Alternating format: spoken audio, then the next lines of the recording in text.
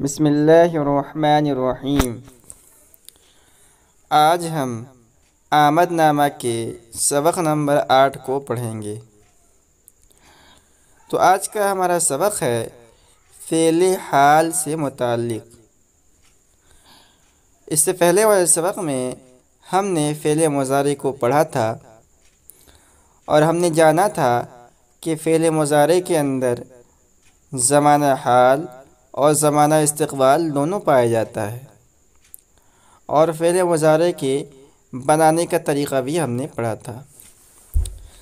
آج سے صاحب کتاب فعل حال کی بحث کو شروع کر رہے ہیں۔ تو کہتے ہیں فعل حال وہ فعل ہے جس سے کسی کام کا ہونا زمانہ موجودہ میں سمجھا جائے۔ تو مضارع کے اندر کوئی کنفرم زمانہ نہیں ہوتا ہے، اس کے اندر حال کا زمانہ بھی ہوتا ہے اور استقبال کا زمانہ بھی ہوتا ہے، مگر فعل حال کے اندر ایک کنفرم زمانہ یعنی موجودہ زمانہ ہوتا ہے۔ جیسے می گوید، زید می گوید، تو اس کا ترجمہ ہوگا زید کہتا ہے، یعنی بھی زید کہہ رہا ہے، موجودہ زمانے کے اندر زید کہہ رہا ہے۔ اب اس کی بنانے کا قاعدہ کیا ہے؟ تو کہہ رہے ہیں کہ مضارع کے پہلے می یا ہمی بڑھانے سے فعل حال بنتا ہے۔ جیسے می گوید، می گوین، می گوئی، می گوید، می گویم، می گوئیم۔ تو بالکل آسان قاعدہ ہے۔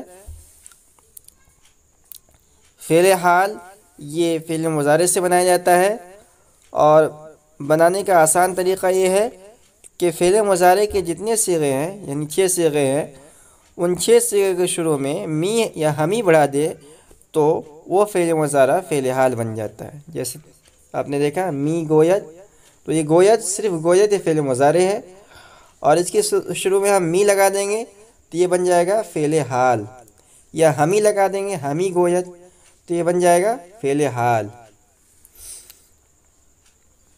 اس کے بعد ہے فعل مستقبل۔ تو فعل مستقبل کی تعریف کر رہے ہیں کہ فعل مستقبل وہ فعل ہے جس سے کسی کام کا ہونا آئندہ زمانہ میں سمجھا جائے۔ تو فعل مستقبل کے اندر بھی ایک کنفرم زمانہ ہوتا ہے، ایک متعین زمانہ ہوتا ہے، یعنی آنے والا زمانہ۔ جیسے ہم نے کہا زید خواہد رفت، تو ترجمہ ہو جائے گا کہ زید جائے گا۔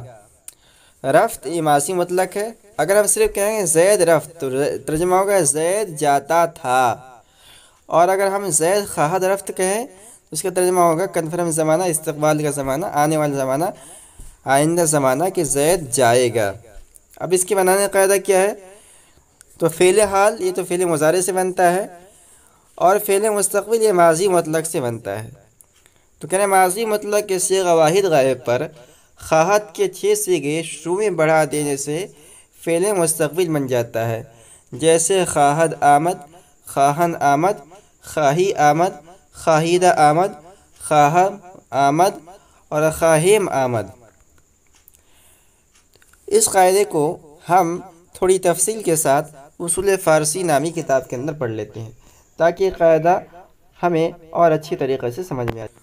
تو یہ ہے فعل مستقبل۔ سب سے پہلے یہ فعل مستقبل کی تعریف کر رہے ہیں کہ فعل مستقبل وہ فعل ہے جس میں آنے والے زمانے میں کسی کام کا کرنا یا ہونا پایا جائے۔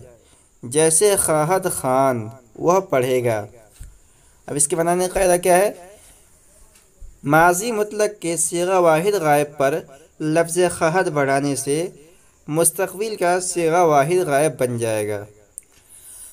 تو ماضی مطلق کے واحد غائب کے صیغے پر ہم خواہد کا لفظ بڑھائیں گے تو فعل مستقبل کا واحد غائب بن جائے گا، ٹھیک ہے؟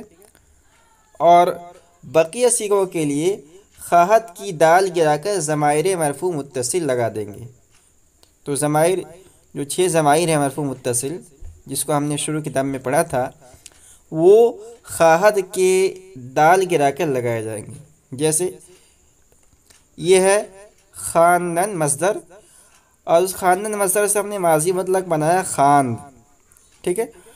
اب اسی ماضی مطلق سے بنے گا فعل مستقبل، کیسے بنے گا؟ اس پر لفظ خواہد کا اضافہ کرنا پڑے گا، تو خواہد خوان و پڑھے گا، یہ واحد غائب کا صیغہ ہے۔ اور جمع غائب بنانے کے لیے خواہد کے دال کو گرا کر جو جمع غائب کی ضمیر ہے مرفوع متصل ان، اس کو لڑا دیں گے تو ہو جائے گا خواہن خواند۔ اس کے بعد واحد حاضر کے لیے یا لگائیں گے خواہد کے دال کو گرا کر تو ہو جائے گا خواہی خان۔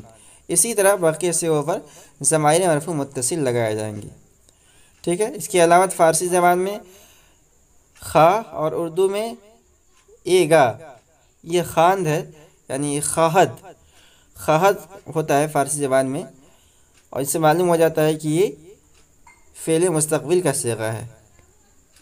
تو آج کا سبق ہم یہیں ختم کرتے ہیں، اور اگلے سبق میں ہم انشاءاللہ فعل امر اور فعل نہی کی بحث کو شروع پڑھیں گے۔